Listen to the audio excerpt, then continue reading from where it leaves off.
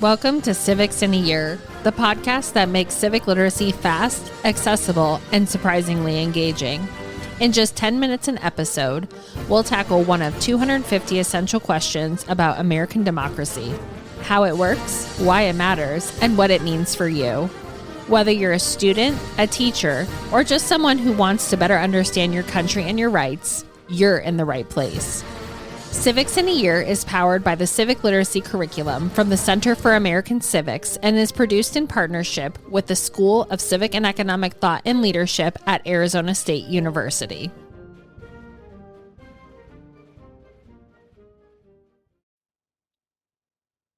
Welcome back to Civics in a Year. Today I'm thrilled to welcome back Barbara Perry, presidential historian at UVA's Miller Center and one of the country's leading scholars on the presidency, first ladies, and the Kennedy family. If you missed our episode, the previous episode, we talked about Jacqueline Kennedy as the first lady of the new frontier. I so enjoyed that conversation, and I'm so excited that Barbara is back with us to talk about an upcoming book that comes out in September of 2026 called Unreconcilable Differences, the Political Partnership of Eleanor Roosevelt. Nope. Did I say it wrong? Title, yeah. And occasionally I accidentally say that that's what it is, but it's Reconcilable Differences. Reconcilable Differences. Yeah, you want to remove the un.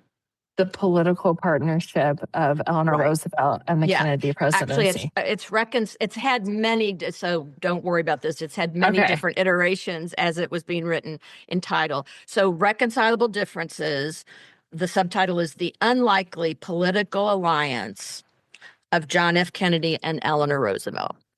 That'll be the official title. Okay. I'm going to start that again then. Okay. Welcome back to Civics in a Year. I am thrilled to welcome back Barbara Perry, presidential historian at UVA's Miller Center and one of the country's leading scholars on the presidency, first ladies, and the Kennedy family. If you have not listened to our episode on Mrs. Jacqueline Kennedy, I highly suggest. It was such a delightful conversation to talk about a first lady and learn so much about her. So today we're talking about Barbara's upcoming book, Reconcilable Differences, The Unlikely Political Alliance of John F. Kennedy and Eleanor Roosevelt, which is exploring the fascinating and complicated relationship between former First Lady Eleanor Roosevelt and John F. Kennedy. And today we're going to really kind of dive into political disagreement, leadership, and what these two iconic figures can teach us about American democracy. Dr. Perry, welcome back to the podcast. I'm so happy that we get to talk about these two amazing figures. Well, I'm so grateful to be back with you, Liz. Thank you so much. So, and I would have never in a million years thought Eleanor Roosevelt and John F. Kennedy. So we're talking about this, and your book is coming out in a moment when Americans are thinking a lot about political division and disagreement. What really drew you to this relationship between Eleanor Roosevelt and John F. Kennedy specifically? I made a wonderfully historic journey from Virginia up to New York in 2010 when I was still working on my biography of Rose Kennedy, President Kennedy's mother and Jacqueline Kennedy's mother-in-law. And I had been invited to do an interview with Ted Sorensen, who was President Kennedy's very famous speechwriter and his alter ego. And I read his books and memoirs, and I was so excited.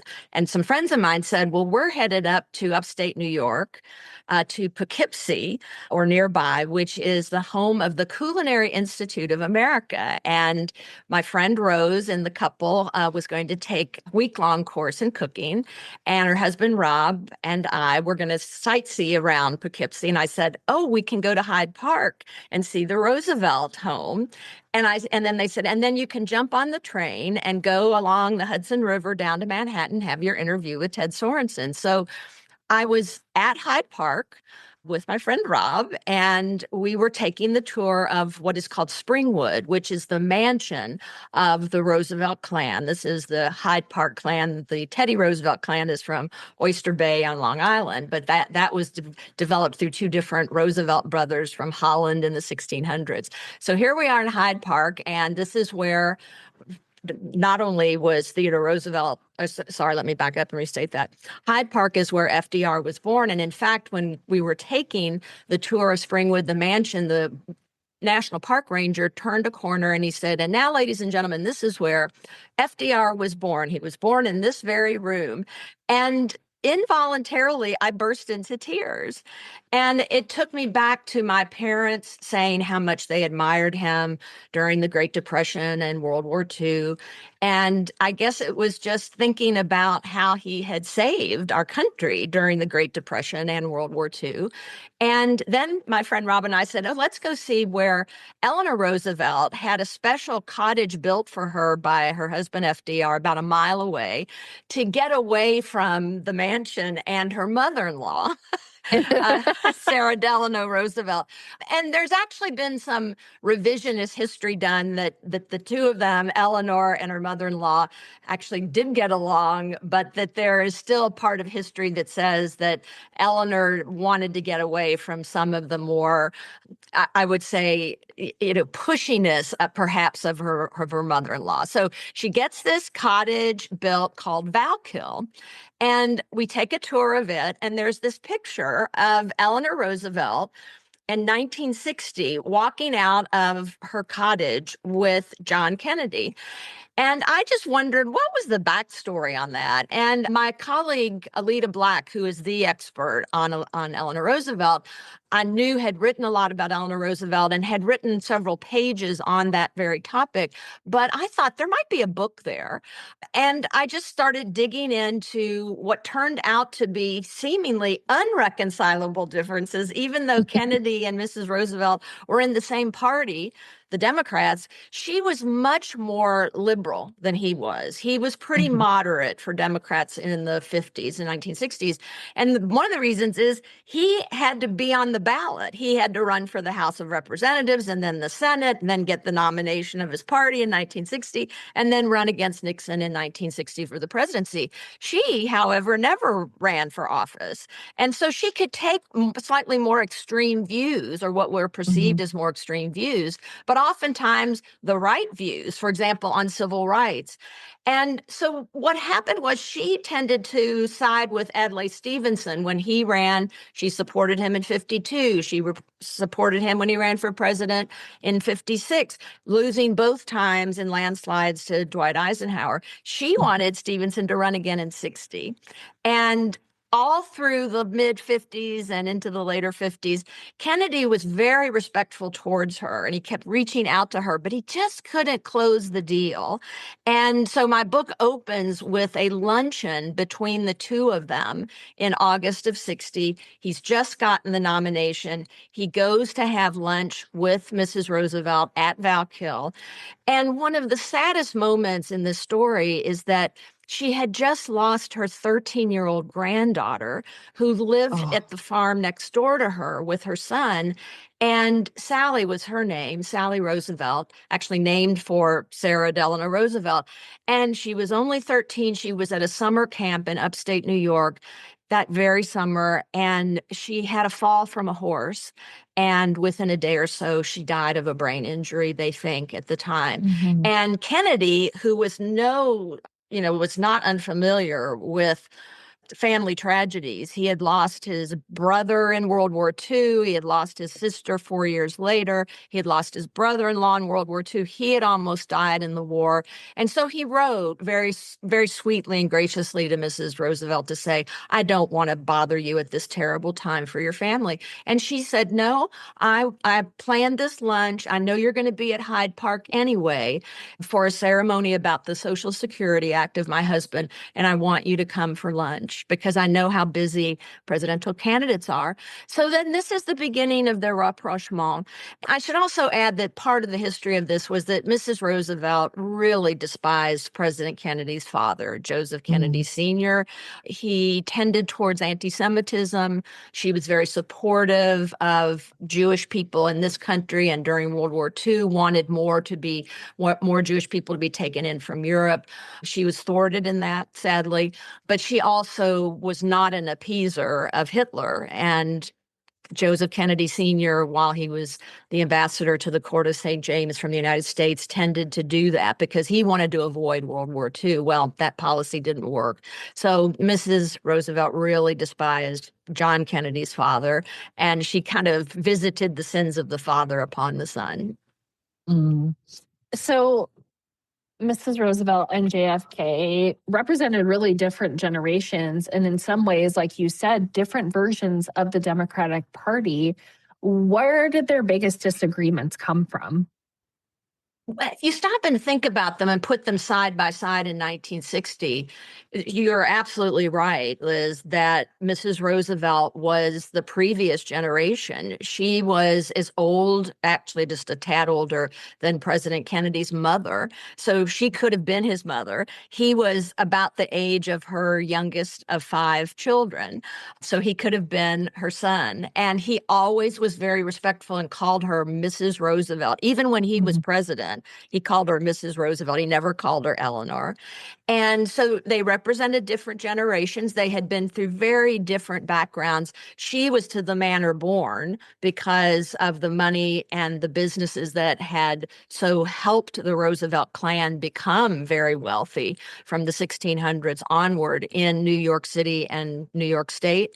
He was only 2 generations removed from Irish immigrants who had fled the potato famine in the 1850s and arrived in Boston. So his family gained money from his dad and his businesses and work in Hollywood and on Wall Street, but they weren't born into wealth. And he was Roman Catholic and would become the first Catholic to take the White House, and only the second is Joe Biden. She was Episcopalian, kind of Northeastern Episcopalian, but where they really differed and where she was able to take more liberal positions, particularly on race, she was in favor of what would seem like an obvious thing to support in her husband's administration, and that was an anti-lynching law that was in Congress in the 1930s, and it did not pass. And she had been pushing her husband, FDR, to support it.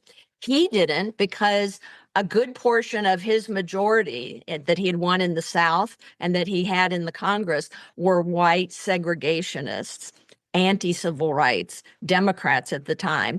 And so he said to her, I can't support this or I'll lose support for the New Deal among those Southern conservative Democrats. So she and then Kennedy coming along in the 50s, he was trying to find some moderate approaches to civil rights so he wouldn't lose the then Southern Democrats who were still segregationists, still very conservative. And the other thing that she really disagreed with him on in the 1950s was McCarthyism.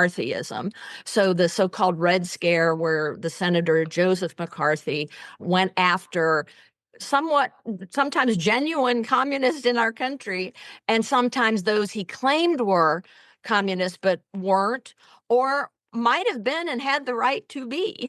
And so Kennedy was torn on McCarthy. McCarthy was a fellow Catholic, for example. The Catholic Church was very anti-communist. Kennedy didn't want to step out and be against McCarthy, who was also a friend of the Kennedy family and even dated 2 of Jack Kennedy's sisters in the 1950s. So there was a personal tie. Kennedy had a lot of illnesses in his life and a lot of injuries to his back, particularly in World War II when he was a PT boat commander. His PT boat was sliced in 2 by a Japanese destroyer. He was slammed against the bulkhead of his cockpit, and it re-injured his back, and he never really recovered from that. So he had to have a lot of back surgeries in the 50s, and he missed a lot of time in the Senate. And so he was actually absent the day that the Senate censured Joe McCarthy. And not too long after that, Joe McCarthy died prematurely of alcoholism, which pretty much removed him from the scene. But Mrs. Roosevelt never really, I don't think, forgave Senator Kennedy for not speaking out. And in 1956, she was a power broker. Her husband had died in 45 while president, but she was still a power broker in the Democratic Party for that group of more liberal Democrats from the Northeast and the Midwest.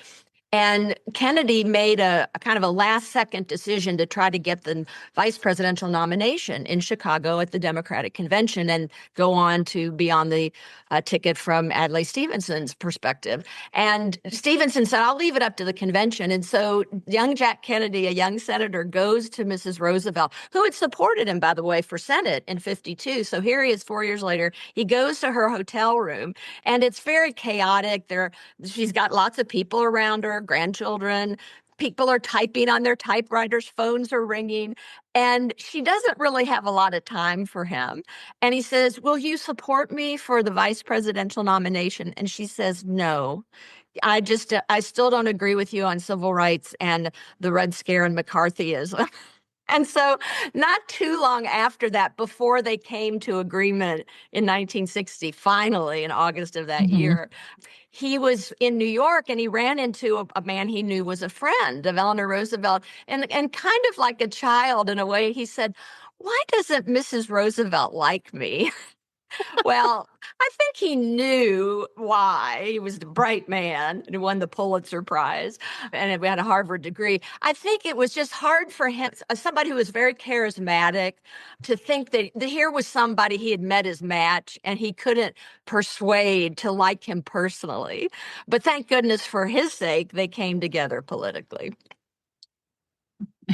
That is, I mean, I can just see that, like asking that question. So, despite these tensions, right, there is also this mutual respect between them. And you talk a lot about Jack Kennedy's respect for Eleanor Roosevelt. Were there moments in your research that surprised you or changed how you understood their relationship? It shouldn't have surprised me once I really delved into the depth of Eleanor Roosevelt's dislike of him, again, going back to his dad and then Jack Kennedy's own views. But I was still a little stunned by the sharp elbows of her and the sharp tongue and the sharp pen of hers, because even in the late 50s and 58 and 59, when she was a media star, if she were living now, she'd have a podcast and it would be like yours, one of the top in the country. Instead, she had written from the time she was first lady a daily newspaper column that got picked up by hundreds of newspapers. And she started in the 30s doing radio programs, which was before TV. That was the main medium, and like the internet now. And then she started doing television programs on public television in the later years. And then she would be interviewed on interview programs on TV in the 50s. So in the 50s, she was writing and speaking and saying that Kennedy's father was trying to buy the presidency for him. And at one point, she sent a telegram to Kennedy because he was saying, well, that's not true. You know, my father may have said that, but he's not buying the election for me. And again, he would say, dear Mrs. Roosevelt, and he'd write these very respectful letters. And back would come telegrams in those days, almost like we would think of a text now, but they'd come, you'd get a phone call that would read it to you, and then you'd get somebody coming to your front door, not a letter through the postal service, but a piece of paper, and they'd hand you the paper and say, you've got a telegram. And so she would send telegrams to Jack Kennedy, a U.S. senator, and call him my dear boy. And she would say, as a play on his Pulitzer Prize winning book, which was called Profiles in Courage, about people, usually men in Congress throughout history, House of Representatives and senators, who would vote their conscience, thinking it was the right thing to do, but knowing it would lose their office. They would be voted out. And so she said to Kennedy, you need to show less profile and more courage. And today we would go, boom, Oh, boom, that is so harsh. And nevertheless, he would write back in a respectful way and say, maybe I won't be able to convince you, but I would still love to have your support. And I'd love to see you when I'm next in New York. And so finally, in 1960, at their lunch, this begins to go away. Mrs. Roosevelt realizes he is the nominee of her party. She hated Nixon and thought he was corrupt. And so she said, I'm supporting Kennedy. She campaigned for him throughout the fall of 60. And she either, if not forgave, she overcame their differences from the 1950s. And then they had a very productive relationship during the presidency until her death in November of 1962, about a year before the president's own assassination. So while he was in the presidency, I know that Mrs. Roosevelt often pushed presidents publicly if she felt like they weren't doing enough, especially on things that you've talked about, civil rights and human rights. How did Kennedy respond to that pressure when he was in the presidency? Mrs. Roosevelt did what she always did, which was continue to reach out to people. As you say, she had her public megaphone, but she also had a private megaphone. Who wouldn't take? I'm not sure she was making lots of phone calls, but she certainly, and these are all in the Kennedy papers in the Kennedy Library. And my colleague Alita Black also led the digitization of Eleanor Roosevelt's papers. And so they are all online. So through the Kennedy Library and through the Eleanor Roosevelt papers that Alita took to and digitized at George Washington University. So if you Google at either of those, you can find the actual letters back and forth. So Mrs. Roosevelt would, I won't say constantly, but routinely would write to President Kennedy about any matter that she thought he could handle. Might be somebody who was in jail for having been accused of being a communist. Could he help with that? Could he help veterans that she had visited in a hospital that she thought needed more attention?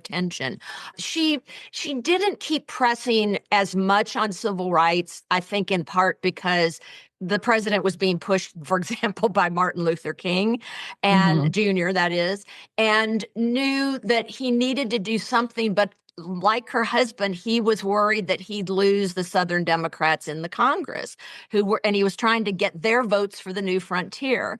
So it took him until actually after she had died. It took him till the summer of 1963 to go on television, on television in prime time, and speak about the need for a Civil Rights Act, which he and his brother, the Attorney General Robert Kennedy, were producing and were sending up to Congress, that would ban segregation in any kind of public facility that dealt with interstate commerce. So aside from things like public schools, what about movie theaters? What about restaurants? What about department stores? What about hotels and motels? Particularly in the South, those were all banned, either banned to Blacks, or Blacks were made to sit, for example, in a theater in the balcony, not down on the main floor. They weren't allowed to come into a restaurant. They could go around the back and maybe get a sandwich. They couldn't use public restrooms. So the 64 Act after Kennedy's death did pass under Lyndon Johnson through Congress. So Kennedy finally took what Mrs. Roosevelt wanted him to do, took the action that in the mid-50s she would want him to do. He finally took his leadership role as president and decided no matter what it would cost him. He became a profile in courage, as he wrote about in his own book. What do you hope that readers take away from this story about political disagreement, leadership, and working across differences within the same party, but also in separate parties? Before we started recording, we were talking about, Senator John McCain, who is the senator from Arizona, and, the way that him and President Obama ran their campaigns and how respectful they were of each other, and just a lot of this kind of working across the aisle. So, what do you hope readers take away from this? The book ends with the lesson of the book that I do hope readers take away. And not to say, well, I guess people could work across differences in 1960. But they can't now. I just refuse to believe that. I think that if we have the will, we can find a way. And if we decide that the approach that many people are taking to partisan politics right now is not only within parties not to come together, but certainly between parties not to come together, or have the parties become so monolithic. We only have two, and we used to call them big tents because we only have two major parties, because our system promotes that, unlike parliamentary systems in Europe, for example, which have minor parties and major parties. We just have these two major parties, and occasionally a third party will crop up, but really one of the two major parties only has the chance of winning in Congress and for the presidency. So they need to be as broad as possible and take in as many people as possible. And then once that happens, people within parties need to find common ground, and obviously between the two parties for the common good and for the good of the country. And that's what Jack Kennedy as president and Mrs. Roosevelt as a power broker and a civic leader, but one who never held public office. And I think that's also a part of the lesson as well. You don't have to serve in public office. In fact, Kennedy once said every citizen holds public office, and that's the most important office in the land is that of being a citizen and participating in our civic life. And so we have some work to do on that. But we've also been divided in our history and fought a civil war over divisions that were so serious that we disunited. And so if we could overcome that, let's hope not with a shooting war, but I think that I have such belief in the American system and in our constitutional structure that I hope that this lesson will not be lost on people currently. And again, I love that we're talking about Mrs. Roosevelt not as the first lady, but in her post first lady job. And I love that you use the word power broker because she did so much for our country, for the Democratic Party, just in general. And I know we talked. And I should add, Liz, for the United Nations. She did have a formal office. She did not have to run for it. She was appointed by her husband's successor, Harry Truman, and the UN was brand new. It was her husband with Winston Churchill. Talk about allies getting together and fighting a common cause for Republican, I say with a small r, Republican democracy, which is what we have in this country. We don't have a pure democracy or direct democracy, but a republic where we elect our representatives. But FDR and Winston Churchill during World War II said, is there a way that we can avoid another world war in the 20th century and beyond? So they developed the plan for the United Nations. And then Mrs. Roosevelt, as a former first lady, Harry Truman, knowing what a power broker she was and what a voice of reason and how people responded to her. Now, not to say that people didn't dislike her. She was disliked by many people, as was her husband. Even though he got 2/3 of the popular vote in his first reelection in 1936, a third of Americans did not vote for him and called him that man. They couldn't say his name. They said he's that man. They hated his economic regulation, particularly if they were business people. So many people disliked and even hated Eleanor Roosevelt, thought she had gone too far as first lady. But as her role as a U.S. delegate to the UN, she was instrumental in helping to create and get passed the UN's Universal Declaration of Human Rights. So she took her understanding of civil rights in this country for minorities and for women, and she applied that in the international realm. And that was no easy matter to try to get along with the Soviet Union in the Cold War. So again, free world versus the communist world in the Cold War period, which sometimes broke into hot wars in Korea and Vietnam, et cetera. And one last thing about human rights, Hillary Clinton was famous for saying in Beijing in 1995 at a UN conference that human rights are women's rights and women's rights are human rights. And Jack Kennedy, and a lot of people, I will just say, when they think of Jack Kennedy and women, might not think about this approach because he was unfaithful in his marriage, but he founded along with Eleanor Roosevelt and a woman called Esther Peterson, who was the highest ranking official in the Kennedy administration. She worked in the Department of Labor. And she had this idea that then he supported and his advisors supported, and certainly Mrs. Roosevelt did, to have a president's commission on the status of women, because they could see that women were not given the kinds of equity that men were in our system, particularly in the employment realm. And it was that commission, founded by Kennedy, executive director Eleanor Roosevelt, and then Esther Peterson pushing the policies along with this commission. They produced the first Equal Pay Act to give women or push women towards equality in the workplace with men. And unfortunately, Mrs. Roosevelt passed before the president had gotten that through Congress, but he signed that in the last year of his life in 1963. Women still do not get equal pay with men for equal jobs typically, but we've gotten closer than we were in the 1960s, and we had to start somewhere. And so I think both President Kennedy and Eleanor Roosevelt get credit for that. And last point about power brokers, I looked that up as a definition. When did that word develop? It actually came into being in the 1960s, in the early 1960s, about the time that Eleanor Roosevelt was at the height of her power in the Democratic Party.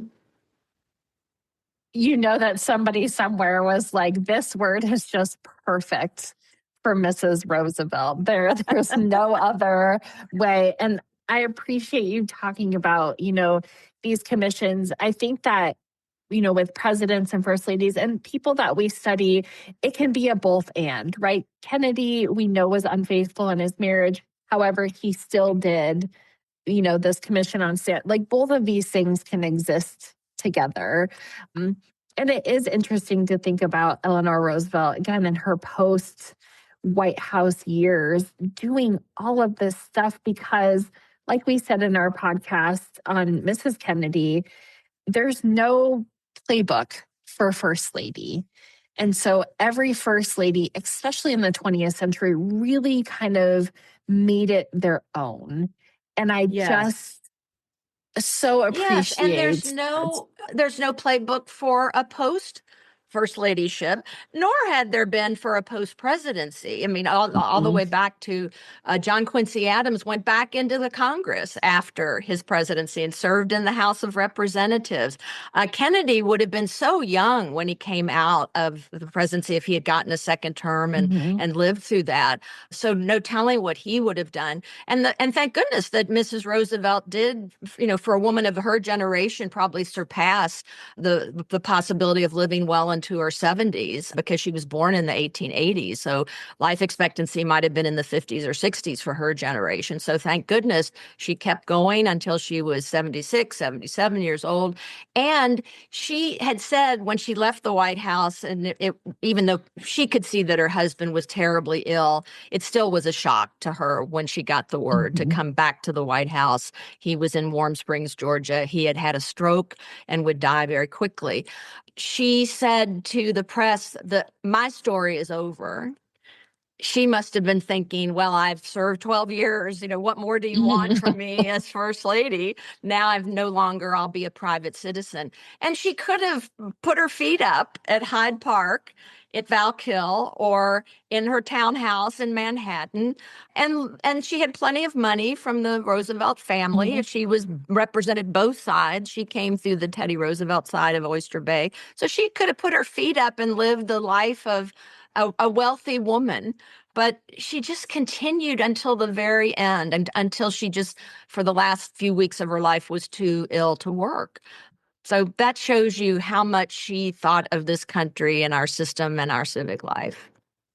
Dr. Perry, thank you so much. I am so looking forward to this book coming out. Again, it is coming out in September 2026.